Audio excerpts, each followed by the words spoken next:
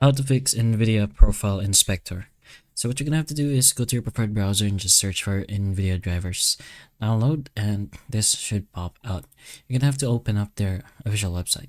So you're gonna have to do a manual driver search. So to find your own graphics card, or basically your rig, just go ahead and open up your NVIDIA and you should be able to see what it is. So in our case, it's going to be a GeForce RTX 3070 Ti. So choose the category as GeForce, and then the series 30 series, and then 3070 Ti.